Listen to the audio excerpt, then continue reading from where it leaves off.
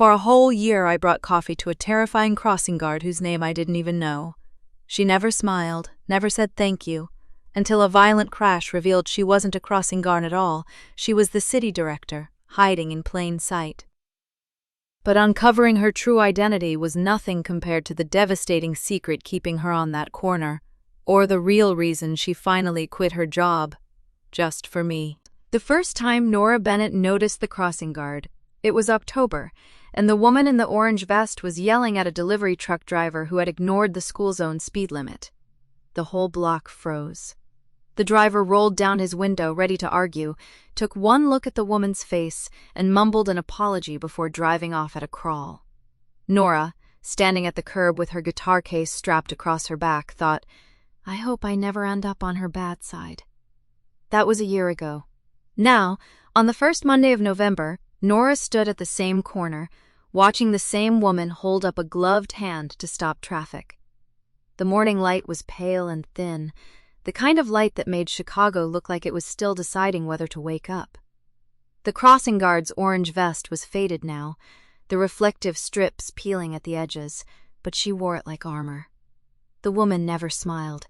Not at the parents, not at the kids, not at the joggers who nodded at her as they passed. She just stood there, square-shouldered and straight-backed, her gray eyes scanning the intersection with the precision of someone who had been trained to see everything. Nora had learned a lot about her over the past year, without ever learning her name. She learned that the woman always arrived at 6:50 a.m., 15 minutes before her shift officially started. She learned that the woman kept a small thermos of black coffee on the ledge of the traffic light control box, and that she never drank from it until the last child had crossed.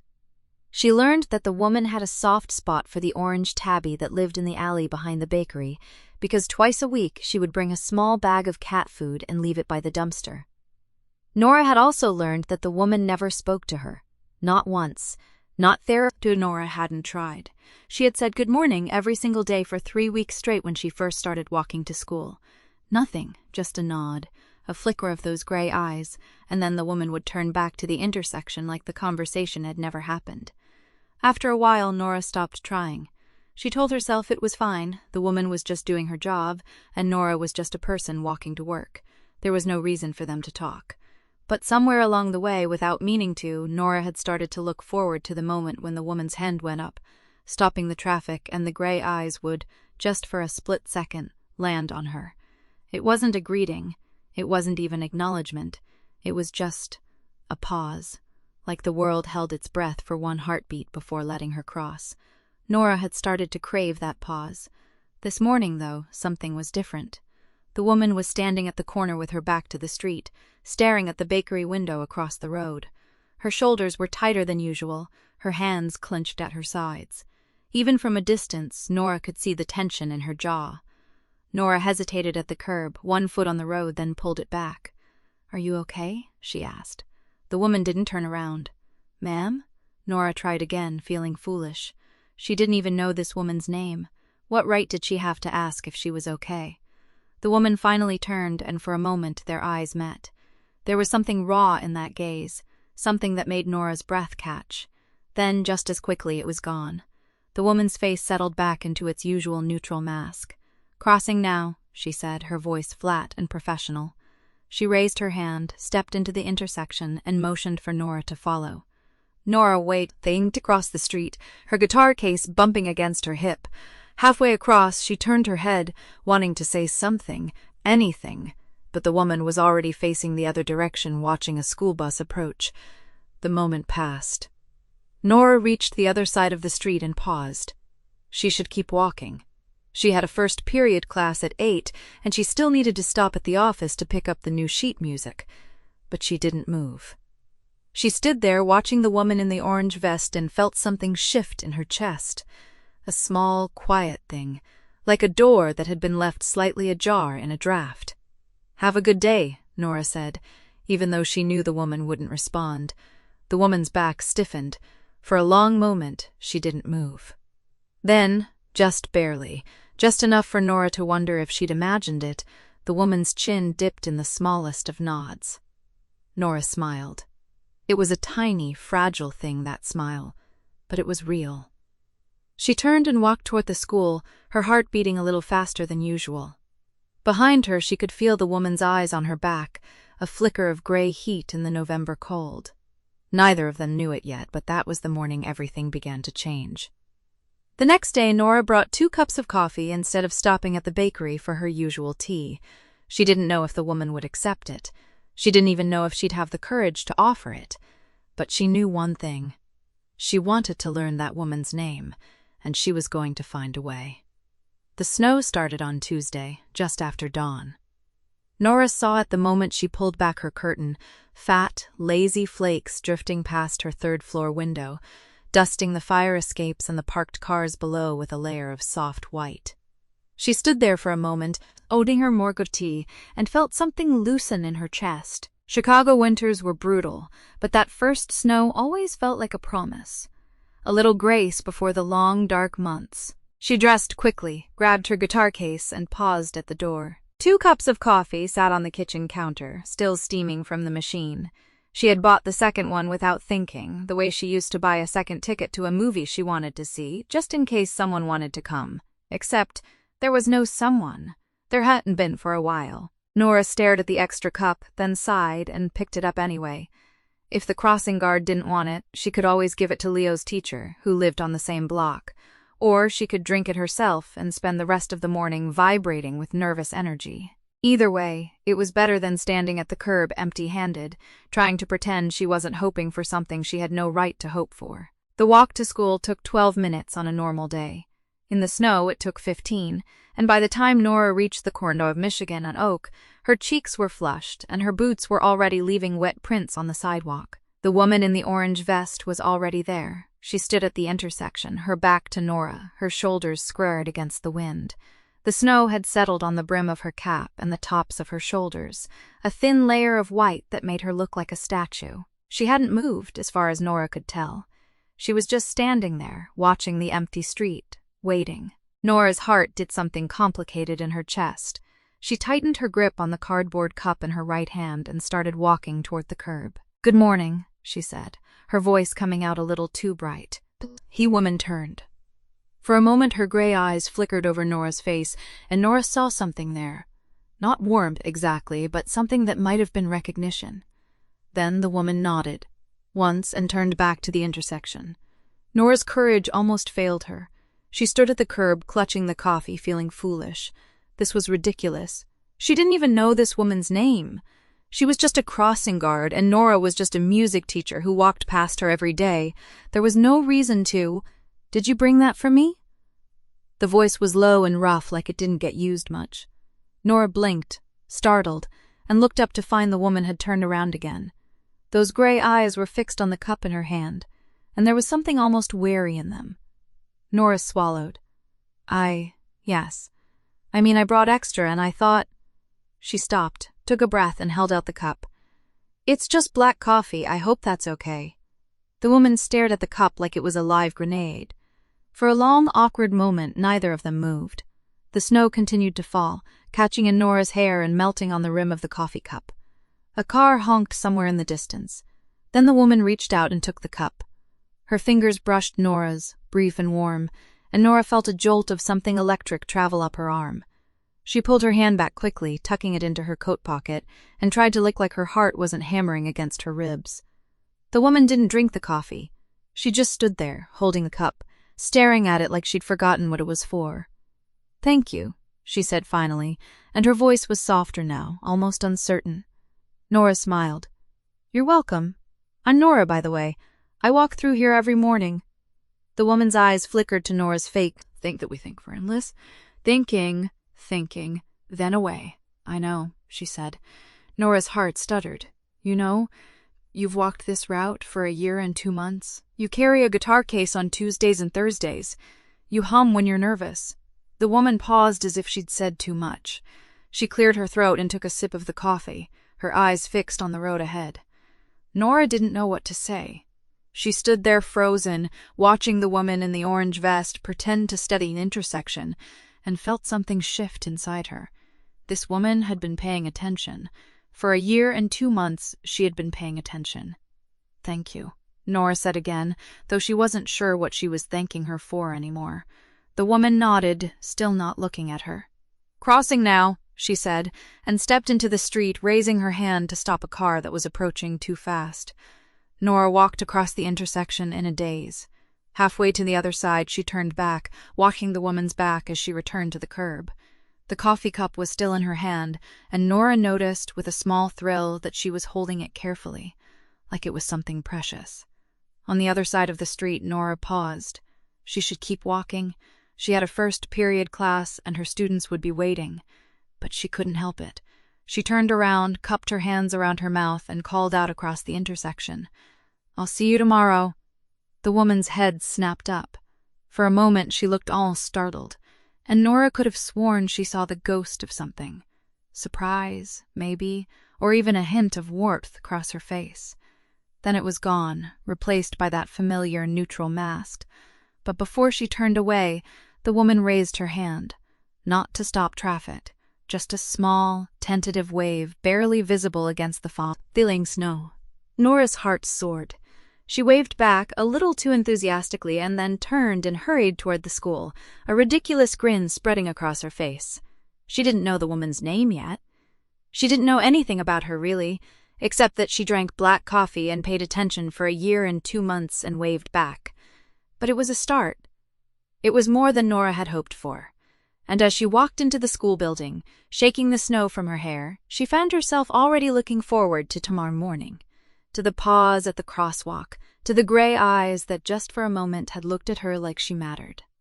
The snow continued to fall, blanketing the city in white, and somewhere behind her, a woman in an orange vest stood alone at the intersection, holding a cardboard cup that had long gone cold, and allowed herself to smile. Just a little. Just for a moment. Just for the woman who had brought her coffee on the first day of winter. The second cup of coffee was easier than the first. The third was easier still. By the end of that first week, Nora had stopped hesitating at the bakery counter. She would order 2 cups, one black, one a lavender oat milk latte that she told herself was a treat for the cold, and walk to the intersection with her guitar case slung over one shoulder and a cardboard tray balanced in the other hand. The crossing guard never asked for the coffee. She never said thank you after that first time either, but she always took it. A nod, a brief meeting of eyes, and then the cup would disappear into her gloved hands, like it was the most natural thing in the world. Nora told herself she was just being neighborly. That was what people did in Chicago, wasn't it? You brought coffee to the person who stood in the freezy. Think like Pent and Jage, which your kids could cross the street safely. It was a small kindness. It meant nothing. Except it did mean something, and Nora knew it. She knew it because she had started timing her walks so she would arrive at the intersection at exactly 6:55 a.m. She knew it because she had started noticing the small things, the way the woman's shoulders relaxed just a fraction when she saw the cardboard tray, the way her fingers curled around the cup like she was warming them on the memory of something good. And she knew it because on the 5th morning, the woman spoke first. "You hum." Nora nearly dropped the coffee. "What?" The woman took the cup from the tray, her gloved fingers brushing Nora's for the briefest of seconds. "You hum when you walk. Every morning. Same tune." She paused, and something almost like a smile flickered at the corner of her mouth. "It's nice." Nora felt heat rush to her cheeks. She hadn't realized she did that. It was a nervous habit, one she'd had since she was a kid, and she'd never been able to break it. But hearing this woman, this silent, unreadable woman, say it was nice, made something warm bloom in her chest. "Oh," she said, and then, because she didn't know what else to do, she laughed. I know I'd do it, but I didn't think anyone could hear it." The woman didn't respond. She just raised her hand, stepped into the intersection, and motioned for Nora to cross. But there was something different in the way she did it this time. Something almost gentle. Nora walked across the street, and this time she didn't rush. She let her footsteps fall slow and even, and she let herself hum. Just a little. Just loud enough for the woman to hear. When she reached the other side, she turned. "Same time tomorrow?" The woman didn't nod. She didn't fave, but she lifted the coffee cup, just slightly, in something that might have been a salute. Nora carried that gesture with her all day. She carried it through her morning classes, through the staff meeting she half slept through the after-school choir practice where she kept losing her place in the sheet music because her mind kept drifting to gray eyes and a faded orange vest. It was ridiculous. She knew it was ridiculous. She was a 34-year-old woman who had been married and divorced and had her heart thoroughly trampled. And here she was, giddy over a coffee delivery like a teenager with a crush. Except it wasn't a crush. It was just nice. Nice to be seen. Nice to have someone notice a small, silly thing about her and call it nice. By the second week, the coffee had become a fixed point in Nora's morning. The woman never asked for it, never acknowledged it beyond that small nod, but she always took it, and Nora had started to notice something else, too. The woman was always there. It was a small thing, but once Nora noticed it, she couldn't unsee it. No matter how early Nora arrived at the intersection. 6:45 on days when she couldn't sleep, 7:05 on days when she hit the snooze button one too many times. The woman was already there, standing at the corner with her thermos on the traffic light box, watching the intersection like it was her whole world. It made Nora wonder, did this woman ever take a day off? Did she ever sleep in, or call in sick, or let someone else take the shift? The orange vest was always there, always in the same spot, like a landmark. One morning, after a particularly heavy snow, Nora arrived at the intersection to find the woman shoveling the crosswalk with a battered metal shovel. The snow was coming down hard, and the woman's cheeks were flushed with cold, but she was methodically clearing a path, her movements efficient and practiced. Nora stopped at the curb, her breath fogging in the air. "You didn't have to do that." The woman looked up, surprised, like she hadn't expected anyone to be there.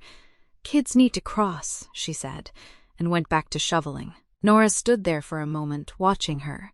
The woman's hands were bare, no gloves, even in this weather, and her knuckles were red and chapped. She was wearing the same orange vest, the same worn boots, and there was snow caught in her short gray streaked hair. "Do you ever take a day off?" Nora asked, the words slipping out before she could stop them. The woman paused. She leaned on the shovel, and for a moment she looked almost tired. "I'm fine," she said, but the words sounded hollow even to Nora's ears.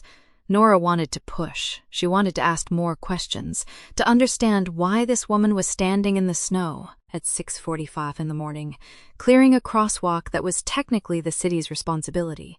But she had learned over the past 2 weeks that pushing didn't work with this woman. She had to be patient. So instead, she held out the coffee cup. "Here, I got you the black one today. Figured you might need it." The woman looked at the cup for a long moment. Then she took it, her fingers brushing Nora's again. This time, she didn't let go right away. "You shouldn't keep doing this," she said quietly. "Why not?" The woman didn't answer. She just looked at Nora, and there was something in her eyes, something raw and complicated, like she was fighting a battle Nora couldn't see. "I don't want to owe anyone anything," the woman finally said. "It's easier that way." Nora searched her face. She didn't know this woman's name. I'd mean all that form and moved hurriedly. I didn't know her story, or her past, or why she seemed so determined to keep everyone at arm's length. But she knew what it felt like to be afraid of owing someone something. She knew what it felt like to be so used to being alone that kindness felt like a trap. "Nobody's keeping score," Nora said softly. "It's just coffee, no strings." The woman stared at her for a long moment. Then, slowly, she lifted the cup to her lips and took a sip. "Thank you," she said, and this time, the words sounded like they meant something. Nora smiled. "You're welcome." She crossed the street, and this time, she didn't look back. She didn't need to. She could feel the woman's eyes on her, a warm weight in the cold morning air, and she knew, somehow, impossibly, that something had shifted between them. But she didn't know that the woman would stand there for a long time after she left, holding the coffee cup like it was the most precious thing in the world. She didn't know that the woman would go home that night and add a second mug to the shelf above her sink, placing it next to her own, like a promise. And she didn't know that the woman would catch herself smiling the next morning, just a little, when she saw Nora's familiar figure approaching through the snow. She would learn all of that later. But for now, it was enough to know that the coffee was being drunk, the pause at the crosswalk was being savored, And somewhere, in the quiet space between two strangers, something had begun to bloom. It was small, it was fragile, but it was there. The accident happened on a Thursday, at 7:02 in the morning, and it happened so fast that Nora didn't understand what she was seeing until it was already over. She had just reached the curb, coffee in hand, when a silver sedan ran the red light. The driver's eye was looking down at his phone, oblivious. A delivery van, already committed to the intersection, swerved hard to avoid him. Tires screamed, metal groaned. The van clipped the sedan's rear bumper, spun, and came to a stop sideways across both lanes of the crosswalk. The sound was like a gunshot in the quiet morning. Nora's heart slammed against her ribs. She took a step back, then forward, not sure whether to run or stay still. Around her, people were stopping, staring, pulling out their phones, and then the woman in the orange vest was already moving. Nora had never seen anyone move like that. Not in real life, anyway. The woman's hand went up in a sharp, commanding gesture that stopped both lanes of traffic cold. She strode into the intersection, her posture changing with every step, shoulders back, chin up, eyes scanning the scene with a precision that made Nora's breath catch. She wasn't a crossing guard anymore. She was something else entirely. "Call 911, the woman barked at a man standing near the curb. Her voice was different, too, deeper, sharper. It carried across the whole intersection like it was amplified. Code red,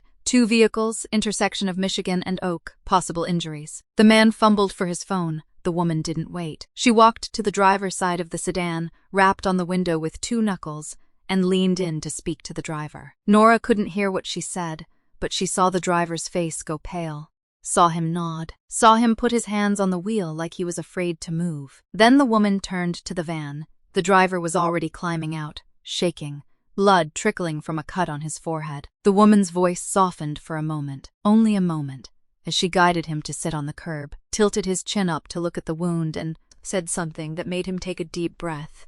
Nora stood rooted to the spot, her coffee growing cold in her hands. This was not the same woman who accepted her coffee every morning with a gruff nod. This was someone who had done this before, many times. Someone who knew exactly what to do when everything went wrong. Someone who was not, Nora realized with a sudden dizzying clarity, just a crossing guard. The police arrived within 3 minutes, then an ambulance. The woman met them at the edge of the intersection, speaking in short, clipped sentences that the officers seemed to recognize. One of them, a middle-aged man with a salt-and-pepper mustache, actually nodded at her with something that looked like respect. "Mornin', Chief?" Nora heard him say. The woman said something in reply, too low for Nora to catch. The officer laughed, actually laughed, and clapped her on the shoulder. Then the woman turned and walked back toward the crosswalk, and her eyes found Nora. For a moment, neither of them moved. The woman's face was still flushed with exertion, her breathing still quick, her hands still clenched at her sides. But something in her expression softened when she saw Nora standing there, still holding 2 cups of coffee, still frozen at the edge of the intersection. "You're still here," the woman said. It wasn't an accusation, it sounded almost like wonder. "I didn't know where to go," Nora admitted. Her voice came out smaller than she intended. "I didn't want to leave." The woman's jaw tightened. She looked away. At the intersection, at the police officers, at the crowd that was starting to disperse. Then she looked back at Nora. "I'm fine," she said. "You should go. You'll be late for work." "I don't care about being late." The words came out before Nora could speak by them. She felt her cheeks flush, but she didn't take them back. She didn't want to. The woman stared at her for a long moment. Then slowly something shifted in her face. Not quite a smile, Nora had never seen her smile, but the tension in her jaw eased, just a fraction. "Your coffee's cold," the woman said. Nora looked down at the cups in her hands. She had been holding them so tightly that the lids had popped off one of them, spilling coffee down her wrist. She hadn't even felt it. "Oh," she said, feeling foolish. There's a cart down the block," the woman said. She reached out, took the unspilled cup from Nora's hand, and took a long sip. "Good coffee, you've got good taste." Nora blinked. "That's the one I brought for you?" "I know." The woman's gray eyes held hers for a moment longer, and Nora felt something warm spread through her chest that had nothing to do with the coffee. They stood there on the corner while the police cleared the wreckage behind them. The woman drank her coffee, Nora watched her drink it. Neither of them said anything, and somehow that was enough. Finally, the woman set the empty cup down on the traffic light control box next to her thermos. She looked at Nora, and there was something almost vulnerable in her expression, a crack in the armor barely visible, but there. "Thank you," she said, "for staying." Nora's heart skipped. "You don't have to thank me." "I know, I don't have to." The woman paused. "I'm saying it anyway." Nora opened her mouth to reply, but a school bus honked behind them, and the moment shattered. The woman's face snapped back into its professional mask. She turned, raised her hand, and gestured the bus through the intersection. Nora stood there for a moment longer, watching her work. Then she turned and wiped thing toward the school, her wrist still sticky with cold coffee, her heart still thrumming in her chest. She had heard the police officer call her chief. She had seen the way the woman moved through the chaos like she was born for it, and she had realized, with a certainty that surprised her, that she wanted to know everything about this woman. Every last thing. She didn't know that the woman would stand at the intersection for a long time after she left, staring at the empty coffee cup like it held all the answers. She didn't know that the woman would replay the sound of her voice, "I didn't want to leave," over and over in her head for the rest of the day. She didn't know any of that yet, but she was starting to learn. The municipal building on LaSalle Street was the kind of place Nora usually avoided. Too much marble, too many men in suits carrying too many briefcases, a general hum of self-importance that made her want to turn around and walk back out. But today she had no choice. The principal had asked her to pick up the updated crossing safety plan for the school district, a stack of paperwork that had been sitting in some department office for 3 weeks. Nora had drawn the short straw. She stood in the atrium, squinting at the directory board, her guitar case slung over one shoulder. She'd come straight from a morning rehearsal, and she could feel the eyes of a security guard on her, probably wondering why someone in a cardigan and jeans was loitering in the lobby.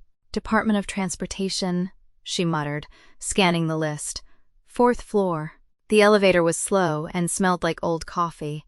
Nora leaned against the railing, watching the floor numbers tick up, her mind drifting, unhelpfully, inevitably, to the intersection on Oak Street. It had been 4 days since the accident. 4 days since she'd heard the police officer call the crossing guard chief. 4 days since the woman had held her gaze and said, "Thank you for staying," in a voice that had sounded like it hurt to speak.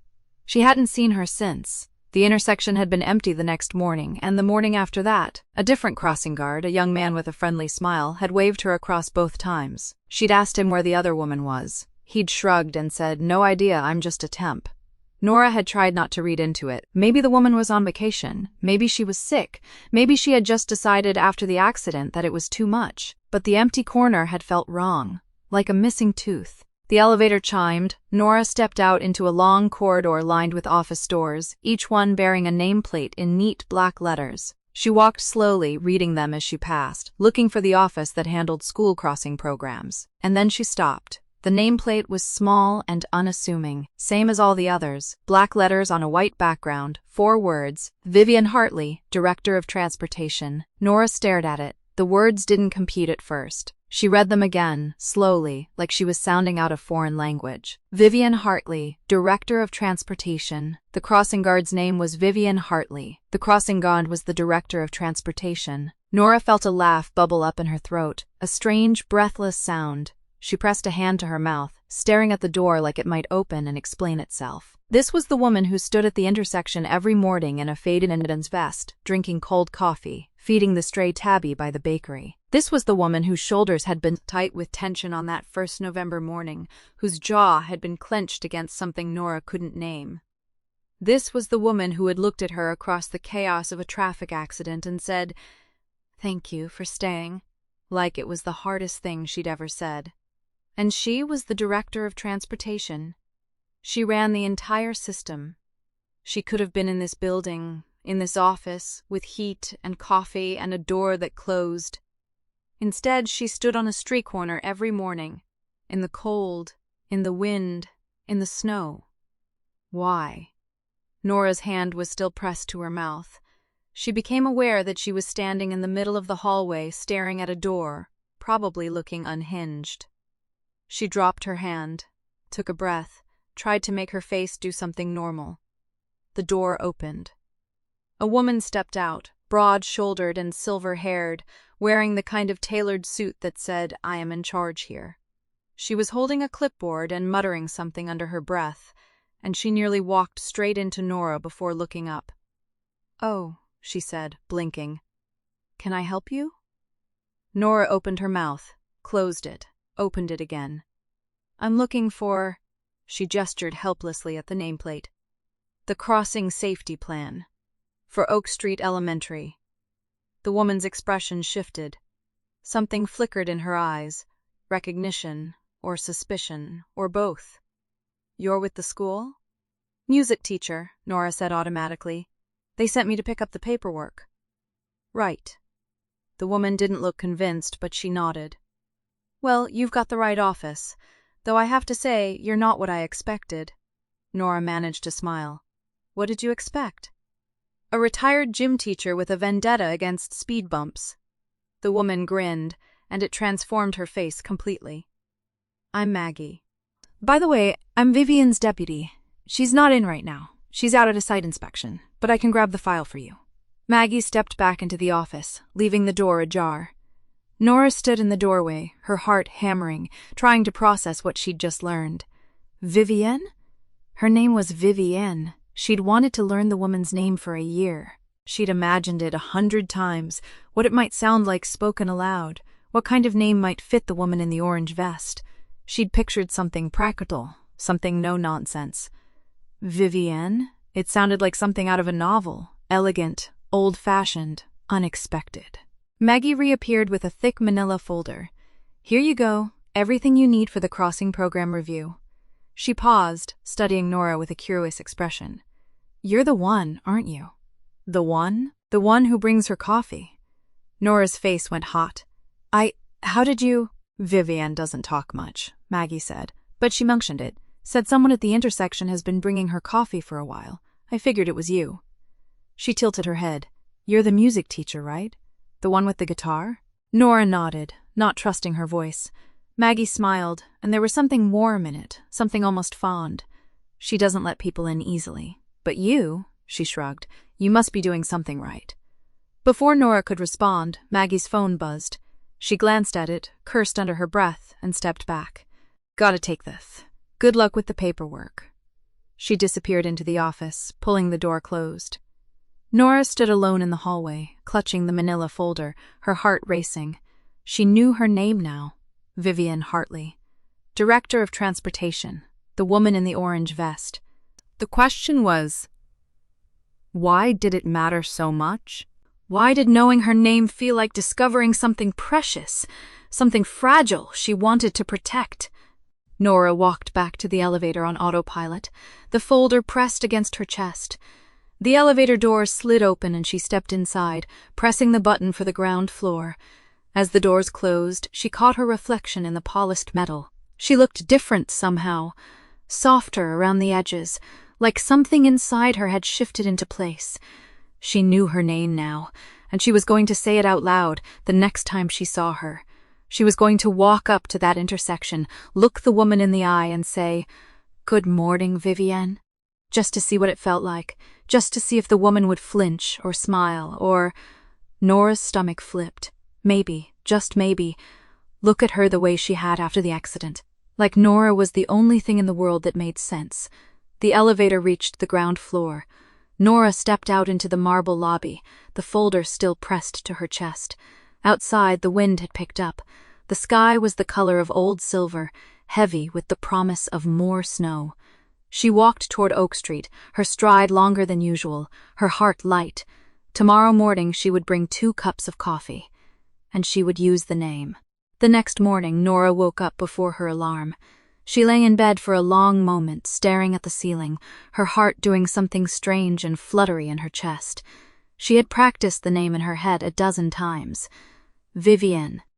Vivian Hartley, Director of Transportation, the woman in the orange vest, the woman who had let her sleep in a conference room. Nora got dressed slowly, taking her time, trying to convince herself that this was just another morning. But her hands were shaking slightly as she think her scarf, and she caught herself humming the same 3 bars of a Chopin nocturne over and over, the way she always did when she was nervous.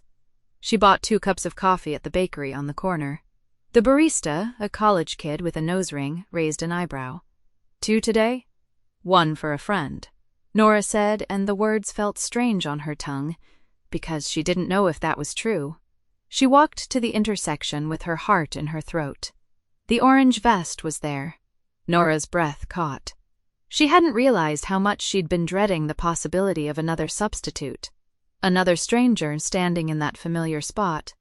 But no, it was her.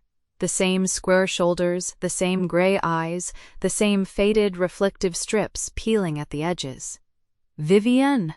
Nora crossed the street before the light changed, her boots crunching on the frozen slush. The morning was bitter, the kind of cold that bit through layers and settled deep in the bones. The coffee cups were warm in her hands, a small pocket of comfort in the freeze. She reached the corner and stopped. Vivienne didn't look at her. She was staring at the intersection, her expression carved from stone, her gloved hands hanging loose at her sides. "Good morning," Nora said. Nothing. She took a breath and tried again, softer this time. "Good morning, Vivienne." For a moment, nothing happened. Then Vivienne's head turned very slowly, and those gray eyes met Nora's. There was something cold there, something closed off and careful, like a door being pulled shut from the inside. "Your coffee," Nora said quickly, holding out the cup before she could lose her nerve. "I figured, since the weather's turned, it's just a regular black, the way you like it." She'd noticed, over the months, that the thermos Vivienne Cara all smelled like plain black coffee, no sugar, no cream. She'd noticed a lot of things about this woman, actually, without ever realizing she was paying attention. Vivienne stared at the cup. For a long, terrible moment, Nora was sure she was going to refuse it. She could already feel the rejection building, the familiar burn of having offered something and had it thrown back in her face. Then Vivienne's hand moved and she took the cup. Nora let out a breath she hadn't realized she was holding. "I also wanted to say, you shouldn't have come to the office." The words were flat, not angry, not even sharp. Just flat, the way a person spoke when they had decided long ago that feeling things was a luxury they couldn't afford. Nora blinked. "I didn't mean to intrude. I was there for the school board paperwork and I saw the name on the door and You should have kept walking." It was like a slap. Not hard enough to sting, but enough to leave a mark. Nora felt her cheeks flush, the warmth of the coffee cup in her hands suddenly feeling like a brand. "I wasn't trying to. I know what you were trying to do." Vivienne's voice was still flat, but there was something underneath it now. A crack, barely visible, like a fissure in ice. "You looked me up. You came to my office. You think you know something about me, because you read a plaque on a door." "I don't think I know anything about you," Nora said, and her voice came out steadier than she felt. "That's the whole point. I don't know anything about you. I just know that you stand here every morning, in the cold, for a year, and you never let anyone say thank you. I wanted to say thank you. That's all." Vivienne's jaw tightened. She looked away, back at the intersection, and took a long sip of the coffee. Nora waited. "Thank you for the coffee," Vivienne said finally, her voice still flat, but quieter now. "Now go to work, Miss Bennett. You're going to be late." It was a dismissal. A clean, polite, professional dismissal with the weight of a uniform behind it. Nora felt something crack in her chest. A small thing, a fragile thing. The thing that had been growing, slowly, over the past few weeks, like a seedling pushing through frozen ground. She'd been so careful, so patient. She'd told herself she wasn't expecting anything, that the coffee was just coffee, that she just wanted to know the woman's name. But standing there, in the bitter cold, watching Vivienne close herself off like a door being bolted from the inside, Nora realized she had been expecting something. She had been expecting to be seen. "I'll see you tomorrow," she said, and she didn't know why she said it, except that she couldn't bring herself to say goodbye. Vivienne didn't respond. Nora turned and walked away, her guitar case heavy on her back, the cold biting at her cheeks. She didn't look back. She couldn't. She was halfway down the block when she heard footsteps behind her. "Nora?" She stopped, turned. Maggie Delgado was standing a few feet away, bundled in a heavy winter coat with the collar turned up, her breath fogging in the air. She looked tired, and there was something in her face that wasn't quite a smile. "Hey," Maggie said. "I was hoping I'd catch you." "You were looking for me?" "Sort of." Maggie shoved her hands in her pockets and walked closer. "Vivian told me she saw you at the office yesterday. She didn't say much, but she didn't have to. I've known her long enough to read between the lines." Nora's throat tightened. "She told me to keep walking." "Yeah, that sounds like her." Maggie, let out a short laugh, but it wasn't unkind. "Look, I'm not supposed to say this. She'd kill me if she knew I was here. But you should know something about Vivian Hartley." Nora waited. "She's not cold because she doesn't care," Maggie said quietly. "She's cold because she cares too much, and she's terrified of what happens when she lets herself feel something real. There's a reason she stands at that intersection every morning instead of sitting in her office where she belongs, and it's not because she likes the weather." "She told you about the coffee," Nora said, and it wasn't a question. Maggie's smile softened. "She told me you brought her coffee. She said it was good coffee. That's the most she's said about another person in months." Nora felt something warm flicker in her chest, despite the cold. "Give her time," Maggie said. "She's not good at this. She's never been good at this. But you—" She tilted her head, studying Nora with a look that was almost fond. "You make her nervous. And that's a good sign." She turned and walked back toward the intersection, leaving Nora standing in the middle of the sidewalk, her heart pounding. The cold air bit at her cheeks, but she couldn't stop the smile that spread across her face. She would see Vivian tomorrow, and the day after that, and the day after that. Because somewhere along the way, without meaning to, she had stopped looking for a door to open. She was looking for a person. And she wasn't going to give up just because that person was scared. The first time Nora left the coffee on the signal box, she didn't even slow down. She walked past the intersection at her usual pace, her guitar case bumping against her hip, and set the cup on the ledge without breaking stride. It was a small thing, a paper cup with a odd board sleeve, the lid pressed on tight. She didn't look back. She didn't wait to see if Vivian would pick it up. She just kept walking, her breath curling white in the December air, and tried to ignore the way her heart hammered against her ribs. Behind her, she heard the faintest pause in the rhythm of the crossing guard's whistle, a half-beat of silence where there should have been a signal. Then the whistle resumed, steady as ever, and Nora allowed herself to exhale. She did the same thing the next morning, and the morning after that, and the morning after that. She never said a word.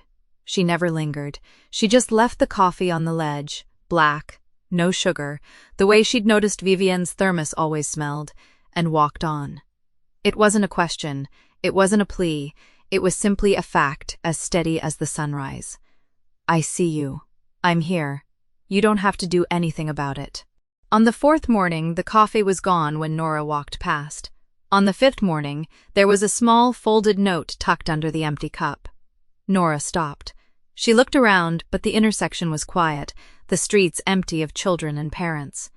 Vivian was standing at the far corner, her back turned, her orange vest bright against the gray sky. Nora unfolded the note. It was a single line, written in neat, angular handwriting. "You don't have to do this." Nora smiled. She folded the note carefully, tucked it into her coat pocket, and walked on. The next morning, she left 2 coffees. The 6th morning, she left 1, and a small paper bag from the bakery with a cranberry scone inside. She'd noticed, over the months, that Vivian sometimes bought one from the bakery on Fridays. A tiny indulgence she allowed herself. Nora didn't wait to see what happened. She just walked, the way she always did. But she felt it, the weight of Vivian's gaze on her back, following her all the way down the block. The snow came on a Tuesday. It started as a thin, hesitant dusting, the kind that melted on contact with the pavement. By mid-morning, it had thickened into fat, determined flakes that blanketed the city in white. Nora left school at 3, her boots crunching through the fresh powder. She'd stayed later than usual, helping a student practice for the winter recital, and the sky was already starting to dim. The street lights flickered on as she walked, casting pools of amber light onto the snow. She rounded the corner onto Oak Street and stopped. Vivian was still there. Her shift had ended hours ago. Nora knew that, had memorized her schedule the way a person memorizes a favorite song. But she was still standing at the intersection, her orange vest crusted with snow, her breath fogging the air. She was talking to someone. A woman in a long coat holding a clipboard, nodding as Vivian pointed at something on the road. Traffic cones blocked the right lane, and a city truck was parked at the curb, its hazard lights blinking in the dusk. Nora stood still, half hidden by a bus stop shelter, and watched. The woman with the clipboard said something, and Vivian shook her head. Her voice carried across the quiet street, sharp and commanding. "I don't care what the schedule says. The salt truck doesn't come until this lane is cleared. Call me when it's done." The woman nodded and walked away, her phone already pressed to her ear. Vivian stood alone in the falling snow, watching the truck work. Her shoulders were tight, her hands shoved into her pockets. Nora should have walked on. She knew she should have walked on. The coffee was a quiet thing, a small gesture I'd tasked for nothing, but this, standing here watching, wanting to cross the street and stand beside her, this was different. This was more. She took a step forward, and the snow crunched under her boot. Vivian turned. For a moment, they just looked at each other across the intersection. The snow fell between them, soft and silent, and Nora could see the surprise in Vivian's eyes, the way her posture shifted, just slightly, from rigid to something more uncertain. "You're still here," Nora said. It wasn't a question. Vivian's jaw tightened. "There was an accident. A car slid on the ice. I needed to make sure—" She stopped, as if she'd said too much. Nora took another step forward. "You don't have to stay. You have people for this. You're the one who gives the orders." She didn't mean it as an accusation, but Vivian flinched like it was one. "I know," Vivian said quietly. I couldn't leave. Not until I knew it was safe." Nora understood. She didn't know the whole story. She didn't know the shape of the wound that lived behind Vivian's ribs, but she understood the feeling. The need to stay, to watch, to make sure nothing else went wrong. She walked across the street, her boots leaving deep prints in the snow, and stopped a few feet away from Vivian. "I brought you something," she said. She pulled a small thermos from her bag and held it out. "It's just tea. I thought you might be cold. You've been out here a long time." Vivian stared at the thermos like it was a foreign object. "You didn't have to." "I know," Nora said. "I wanted to." The silence stretched between them, heavy with all the things they hadn't said. The snow continued to fall, dusting Vivian's shoulders, catching in her dark hair. Slowly, hesitantly, Vivian reached out and took the tea. "Hermos." "Thank you," she said. The words came out rough like they'd scratched her throat on the way up. Nora nodded. She didn't push. She didn't ask. She just stood there, in the falling snow, and let the silence be what it was. After a long moment, Vivian opened the thermos and took a sip. Her eyes widened, just slightly. "It's still hot," she said, surprised. Nora smiled. "That's the point." They stood there together, two women in the middle of a snow-covered intersection, while the city hummed around them. It wasn't much. It wasn't a declaration or a confession or a promise, but it was something. It was a door left ajar. And for the first time in weeks, Vivian didn't close it. The next morning when Nora walked past the intersection, there was a small paper bag waiting on the signal box. Inside was a cranberry scone from the bakery, and a note, folded neat and square, in that same angular handwriting. "I don't know how to do this, but I'm trying." Nora tucked the note into her pocket, next to the first one, and walked on with a smile she couldn't have stopped if she'd tried. The last Monday in May arrived warm and bright, the kind of Chicago morning that made you forget the city had ever been buried in snow. Nora stood at the edge of Michigan Avenue, wedged between a family with 3 strollers and a group of veterans in faded caps, waiting for the Memorial Day parade to start. Leo was perched on a low brick wall beside her, his small hands gripping a tiny American flag he'd insisted on buying from a street vendor. "Aunt Nora, when are the soldiers coming?" he asked, bouncing on his heels. "Soon, buddy." She smoothed his hair, then scanned the crowd without meaning to. She'd been looking for Vivian all morning. Not that she'd said anything about it. The pair then ran right past the intersection where Vivian worked, and Nora had hoped really, that she might see her there. But the intersection was staffed by a young officer in a crisp uniform, and the familiar orange vest was nowhere in sight. Nora told herself it didn't matter. Vivian was probably at the official viewing stand, or taking a rare day off. She deserved one. But she couldn't shake the feeling that something was off. Vivian had been quieter than usual all week. The morning after the snowstorm, when Nora found the scone and the note, she'd felt a warm bloom of hope. But in the days that followed, Vivian had retreated behind her professional mask again, polite, efficient, unreachable. The only sign that anything had changed was the small paper bag that appeared on the signal box every other morning. Scones, sometimes, a cinnamon roll once, a handwritten note tucked inside each time, always brief, always folded neat and square. "Thank you for the coffee. The tabby's getting fat, that's your fault. I saw a yellow finch yesterday, it made me think of you." Nora had started collecting them in a shoebox under her bed. She'd never admit that to anyone. "Look, Dan, Nora!" Leo tugged her sleeve, pointing. "The drummers!" The parade was beginning. A high school marching band led the way, their brass instruments gleaming in the sun, followed by a line of vintage cars carrying elderly veterans who waved stiffly at the crowd. Nora clapped along with everyone else, but her attention kept drifting. She scanned the faces along the route, searching without wanting to admit she was searching. Then she saw her. Vivian was standing at the back of the crowd, about 50 feet away. She wasn't wearing the orange vest. She wasn't wearing her uniform either. He was in civilian clothes, a simple gray blouse and dark slacks, which struck Nora as so unusual that she almost didn't recognize her. But it was Vivian. The same square shoulders, the same straight back, the same careful stillness, except something was wrong. Vivian's face was pale, her jaw tight. She was staring at the parade, but she wasn't seeing it. Her hands hung at her sides, motionless, fingers curled into loose fists. Nora had seen that look before, on the faces of soldiers at the VA hospital where her uncle had spent his last months. It was the look of someone who was somewhere else entirely. "Aunt Nora?" Leo's voice came from far away. "Why is that lady crying?" Nora's heart lurched. She looked at Vivian again, and this time she saw it. Tears, silent and steady, tracking down Vivian's cheeks. She didn't wipe them away. She didn't move at all. She was watching a woman in the parade. The woman was middle-aged, wearing a black dress and a gold pin on her collar. She was walking slowly, carrying a single white rose, and behind her, a young man in a military uniform held a framed photograph. Nora didn't need to read the name on the frame to understand. A widow, a fallen soldier, a mother, maybe, walking in place of a son who would never grow old. And Vivian couldn't look away. "Stay here, buddy," Nora said, her voice barely steady.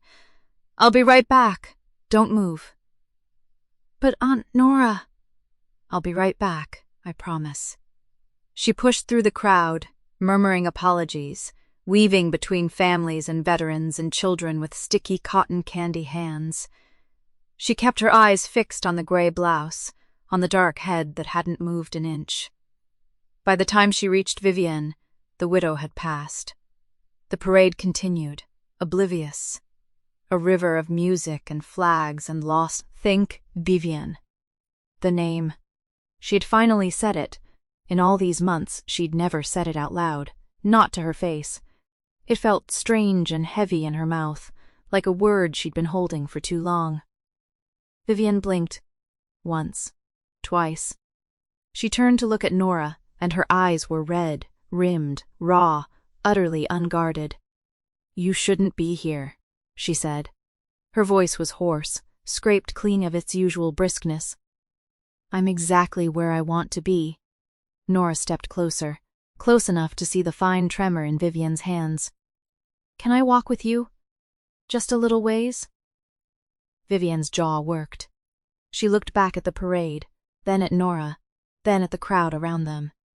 For a long moment, Nora was sure she'd say no. She was sure Vivian would shut down, would pull the mask back on, would disappear into the crowd and leave Nora standing there with her heart in her hands.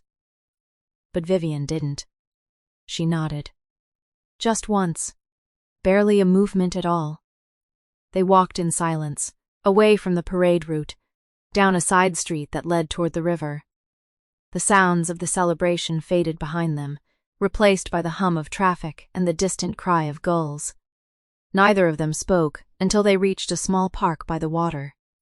A bench overlooked the river, and Vivian sat down heavily, like the weight of her own body was too much to carry. Nora sat beside her, leaving a careful space between them. "I'm sorry," Vivian said finally. Her voice was flat, empty. "You shouldn't have to see that." "There's nothing to be sorry for." "There is." Vivian's hands were clasped in her lap, knuckles white. "There's a lot to be sorry for. More than you know." Nora didn't push. She didn't ask questions. She just sat there, her hands folded in her own lap, watching the river move past them in slow, patient current. After a long time, Vivian spoke again. Her voice was quieter now, almost a whisper. Her name was Sarah, the woman in the parade, her husband. She stopped, swallowed. He served in my unit, in Afghanistan. Nora's breath caught, but she didn't say anything. She just waited. He was a good soldier, better than me. Vivian laughed, a bitter, broken sound. He had a daughter, 2 years old. He used to carry a picture of her in his helmet, against regulations. But he didn't care. He said he wanted her to see what he saw. The river kept moving. The gulls kept crying. Vivian's voice was barely audible. 10 years ago, I made a call. A bad one. And she stopped. Her hands were shaking now, trembling in her lap. Nora reached out, slowly, giving Vivian every chance to pull away. When she didn't, Nora's hand settled over hers, warm and light. "You don't have to tell me," Nora said softly. "Not today. Not until you're ready." Vivian looked down at their hands. Her breath hitched. "I don't know if I'll ever be ready," she said. "That's okay." Nora squeezed her hand gently. "Take your time." They sat there in silence while the parade played on somewhere in the distance, the muffled brass and drums floating over the rooftops like echoes of a world they'd stepped out of. And for the first time in 10 years, Vivian didn't pull away. The bridge was quieter than Nora expected. It was a pedestrian walkway, arched over the south branch of the Chicago River, with iron railings and wooden benches that had been worn smooth by decades of weather. The parade was still playing somewhere behind them, muffled and distant, but up here, the only sounds were the gulls and the water. Nora had suggested the bridge because it felt neutral, open, a place where the sky could breathe, a simple think, so could they. Vivian had followed her without a word, her hands shoved deep into the pockets of her jacket, her stride shorter than usual. They sat down on the middle bench. The river moved below them, dark and patient. For a long time, neither of them spoke. Nora waited. She had gotten good at waiting, over the past year. She knew that Vivian would talk when she was ready, and that pushing would only send her retreating back into that armored silence. The minutes stretched. A barge passed underneath, its horn low and mournful. A jogger ran by, headphones in, oblivious. Then Vivian spoke. Her name was Sarah. Nora didn't move, didn't blink. She just let the words land. Sarah Callahan. She was a sergeant in my unit. We were in Afghanistan together, in Helmand Province. She had a daughter back home, 2 years old at the time, and a husband named James who sent her a letter every single week, no matter what was happening. Vivian's voice was flat, stripped of all inflection, like she was reading a report, like she had practiced this 1,000 times but never said it out loud. We were on a patrol. Routine. Intel said the road was clear. I was the one who cleared it. I was the one who gave the order to move through the village. Her hands were clasped in her lap, knuckles white. There was an IED. Buried under a pile of rubble near the school. Sarah was walking point. She was the first one to hit it. Nora felt her breath catch. She didn't say anything. There was nothing to say. The blast, Vivian's voice cracked, just slightly. She cleared her throat and continued. The blast threw her into a wall. She was alive when we got to her. That was the worst part. She was alive and she looked at me and she said, Vivian stopped. Her jaw worked. She looking thing down at her hands like she didn't recognize them. She said, tell James I love him. Tell Lily I'm sorry I won't see her grow up. The river moved below them. A gull cried somewhere overhead. She died before the medics could get to her. I held her hand while she died. I was the last thing she saw. Vivian's voice dropped to a whisper. And I was the one who gave the order that put her in that road. The silence that followed was enormous. It pressed down on them, heavy and thick, like the river itself had risen up to fill the space between them. Nora didn't move, didn't reach out. She just sat there, letting the weight of it settle. I didn't go to the funeral, Vivian said. I couldn't. I sent a letter to James instead. I don't even know if he read it. I don't know if he would have wanted to hear from me. The woman who killed his why? Vivian. Nora's voice was soft, barely above a whisper. It wasn't your fault. Vivian laughed. It was a hollow, broken sound. That's what everyone said. The investigation was clean. The intel was bad. I did everything by the book. Wrong place, wrong time.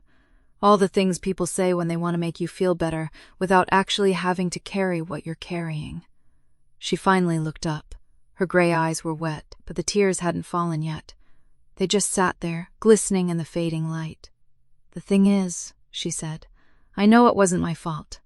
I know that. I've known it for 10 years. But knowing it and feeling it are two different things. And every time I close my eyes, I see her face. I hear her voice. I feel her hand in mine. Getting colder. Her voice broke. And I think, why her? Why did she get to die with someone holding her hand, and I get to live with the memory of it? What did I do to deserve to walk away? Nora felt her own eyes sting. She moved closer, slowly, giving Vivian every chance to pull away. When she didn't, Nora reached out and took her hand. It was cold, shaking. You survived, Nora said softly. And I know that feels like a burden.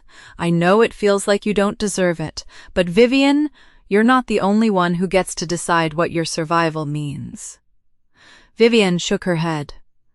I don't know how to let it go. I've been carrying it for so long, I don't know who I am without it. You don't have to let it go today, Nora said. You don't have to let it go tomorrow. But you can start putting it down, a little at a time, with someone else holding it with you. Vivian looked at her, really looked at her, like she was seeing her for the first time. Why? She asked, her voice raw. Why do you care? You don't even know me. A year ago, you were just a woman who walked past my corner every morning. Why would you want to carry any of this? Nora was quiet for a moment. Then she said, Because I see you. I see the woman who shows up at 6:50 every morning, 15 minutes before her shift, because she wants to make sure the kids cross safely. I see the woman who leaves cat food for a stray, because she can't stand to watch something go hungry. I see the woman who holds herself like she's expecting the world to fall apart. And I thought, someone should stand next to her. Someone should tell her she doesn't have to hold it all alone. Vivian's breath hitched. A single tear slipped down her cheek. I don't know how to do that, she whispered. I don't know how to let someone in. You don't have to know how, Nora said. You just have to let me stay. The sun was low now, painting the sky in shades of gold and rose. The river caught the light, turning it into a ribbon of fire. Somewhere below, a car honked, a dog barked. The world kept turning, indifferent to the small, quiet miracle happening on the bridge. Vivian turned her hand over, lacing her fingers through Nora's. It was a small gesture, barely a movement at all, but it was everything. Sarah would have liked you, she said, her voice rough. She used to say that the world was full of people who talked and people who listened, and that the listeners were the ones who mattered. Nora smiled, tears spilling down her cheeks. Then I'm glad I'm a listener. Vivian squeezed her hand. I'm glad too. They sat there as the sun sank lower, the river flowing beneath them, the weight of 10 years finally beginning to lift. It wasn't gone. It wouldn't be gone for a long time. But it was lighter now, shared. And for the first time in 10 years, Vivienne believed she might be able to put it down. 1 year later, on the first Monday of November, Nora Bennett stood at the corner of Michigan Avenue and Oak Street and realized she was early. Not fashionably early, not accidentally early. She was early on purpose, the way she had been early every single morning for the past 6 months, ever since the evening on the bridge when Vivienne had finally told her everything. She had gotten used to the extra 10 minutes. They had become her favorite part of the day. Those quiet moments before the school rush, when the intersection was still waking up and she could watch the woman in the orange vest without having to share her with the rest of the world. Except this morning, the corner was empty. Nora stopped, her coffee growing warm in her hands. She looked left, then right. No orange vest, no thermos on the traffic light control box, no gray eyes tracking her approach. Her think dropped. She checked her phone. 6:48. Vivienne was always here by 6:50, but she was usually already stationed at the corner by 6:45 doing her pre-shift sweep of the intersection. Nora had seen her do it 100 times, the way she checked the crosswalk signals, the way she kicked stray pebbles off the curb, the way she stood for a moment with her eyes closed, centering herself. But today, nothing. Nora's mind raced through possibilities. A meeting, a training day, a promotion that finally pulled her away from the street. Or worse, something else. Something she didn't want to name. The thought of Vivienne lying in a hospital bed somewhere, alone, because Nora had gotten too comfortable and stopped paying attention. She was reaching for her phone to call when she heard footsteps behind her. Looking for someone? Nora turned. The woman standing behind her wasn't wearing the orange vest. She wasn't wearing the heavy-duty boots or the reflective gloves or the official city-issued jacket with the embroidered patch on the shoulder. Vivienne Hartley was wearing a soft gray sweater and dark jeans. Her hair, which Nora had only ever seen pulled back in a tight regulation bun, was loose, falling just past her shoulders. She looked softer, younger, like a weight she had been carrying for so long had finally been set down. She was holding 2 cups of coffee. "Vivienne," Nora breathed. "I thought something had happened." Vivienne's mouth curved into a smile. It was still a rare thing, that smile, but it came easier now. Something did happen. What? "I retired." Nora blinked. "You what?"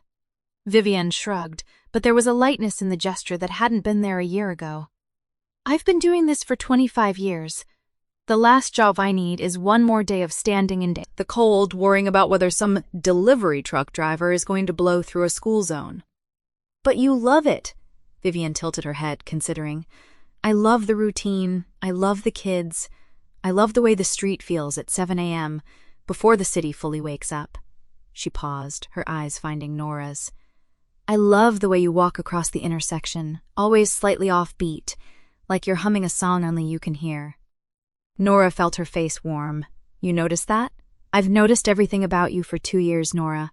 I just wasn't ready to tell you." The words hung between them, simple and honest, the way everything had been between them since that evening on the bridge. Vivienne had stopped hiding after that. She had started therapy, finally, with a woman who specialized in military trauma. She had started allowing herself to feel things without immediately shutting them down, and she had started letting Nora in. "You didn't have to retire," Nora said softly. "I would have kept walking across that street forever, just to see you." Vivienne stepped closer. "That's exactly why I retired." "Why?" "Because I don't want to watch you cross the street anymore. I want to walk beside you." Nora's breath caught. She had imagined this moment so many times, in so many different versions. Sometimes she was the one saying it, sometimes they were in the rain, or the snow, or the golden light of late afternoon. But she had never imagined it would be this simple, this quiet, this perfectly timed. "Vivienne Hartley," she said, testing the name on her tongue. It felt familiar now, worn smooth by a year of whispered conversations and late-night phone calls. You just retired from your dream job to walk me to work? I didn't retire for the job, Nora. I retired for the walk. Vivian held out one of the cups. Caramel latte. Extra foam, the way you like it. Nora took the cup, her fingers brushing Vivian's. You know how I take my coffee? I've been watching you order it at the bakery for 2 years. It would be embarrassing if I didn't. They stood there, the morning light growing brighter around them, the city beginning to stir. A few blocks away, a school bus rumbled to life. Overhead, the traffic lights cycled through their colors, indifferent to the moment unfolding below them. Are you going to miss it? Nora asked. The vest, the whistle, the whole thing? Vivian was quiet for a moment. I'll miss the kids. I'll miss Leo waving at me every morning. She glanced at Nora. I'll miss the way you look when you first step onto the curb, like you're about to start a song. You've told me that before. Because it's true. You always look like you're about to start a song, Nora. It's one of my favorite things about you. Nora laughed, a small, happy sound. I'm a music teacher. I'm always about to start a song. Then maybe you should teach me one. The invitation was soft, almost shy, an offering disguised as a request. Nora understood. Vivian had spent her whole life giving orders, maintaining control, keeping people at arm's length. Asking for something, wanting something for herself, was still new.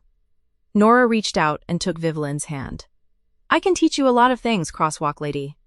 Vivian smiled, and it was the full smile, the one that crinkled the corners of her eyes and made her look like the person she might have been before the desert, before the loss, before all the years of carrying weight that was never hers to bear. I'd like that, she said quietly.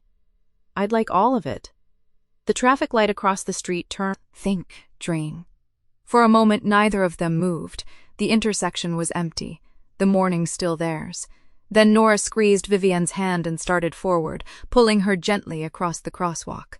Come on, she said. I'll buy you breakfast, and this time I'll tell you my favorite song. Vivian followed without hesitation. What is your favorite song? Something by Ella Fitzgerald. I'll sing it for you, but you have to promise not to laugh. I never laugh at you. You're laughing at me right now. I'm smiling. There's a difference, Nora. They reached the other side of the street and Nora paused, looking back at the intersection they had just crossed. The orange vest was gone. The thermos was gone. The old life was gone. But the woman beside her was real. Her hand was warm. Her smile was unguarded. What is it? Vivian asked. Nora shook her head. I just remembered the first time I saw you. You were yelling at a delivery truck driver. I thought you were terrifying. I was terrifying. You were. But you also had cat food in your pocket for the tabby behind the bakery. Vivian's cheeks flushed. I didn't know you saw that. I saw everything about you too, Vivian. I just wasn't ready to tell you. The words came back to her, a perfect echo, and Vivian's eyes went soft with understanding. Can we keep doing this? Nora asked. Walking together, I mean. Not just today. Every day. Vivian laced her fingers through Nora's, the way she had on the bridge that evening, the way she had every day since. I'd like that. I'd like all of it. The sun broke over the rooftops, spilling gold across the street. Somewhere behind them, the city stretched and yawned and began its day. Ahead of them, the sidewalk curved toward the school, toward Nora's classroom, toward the small life she had built here. But she wasn't building it alone anymore. One more thing, Nora said, tugging gently on Vivian's hand. What made you finally say it? Today, I mean. What made you decide? Vivian was quiet for a long moment. Then she said, I woke up this morning and realized I didn't want to watch you cross the street anymore. I wanted to be the reason you crossed it. Nora stopped walking. She turned to face Vivian, and the world seemed to shrink to just the two of them, standing in the middle of the sidewalk, the morning rush flowing around them like water around stones. You know what I wanted to ask you for a whole year, Nora said, before I even knew your name. What? Who you are. Not the crossing guard, not the vest, not the job. I wanted to know who you were when you weren't standing at that intersection. Vivian's smile was small and honest. I'm still figuring that out, but I know one thing. Whoever I am, I want to be that person with you." Nora didn't answer with words. She stepped forward, close enough to feel the warmth radiating from Vivian's sweater, and pressed a soft kiss to her cheek. "Then let's go," she said, pulling back with a smile. "I'll teach you my favorite song, and you can tell me what kind of coffee you actually like. Because the black coffee was a lie, wasn't it?" Vivian laughed, a low, warm sound that Nora had only recently learned to coax out of her. "It was a lie. I hate black coffee. I knew it." They walked on, hand in hand, the city spreading out before them. Behind them, the traffic light at Michigan and Oak cycled through its colors, green, yellow, red, green again. Nora Bennett didn't look back. She had already crossed, and this time she wasn't crossing alone. Sometimes, the most grounded form of romance lies in a clumsy, persistent devotion. A year of delivering black coffee and countless unanswered good mornings eventually won me a companion to walk across the intersection with every day. She took off that faded reflective vest and finally let down her emotional guard. Looking back now, every second spent waiting in that cold wind was exactly right.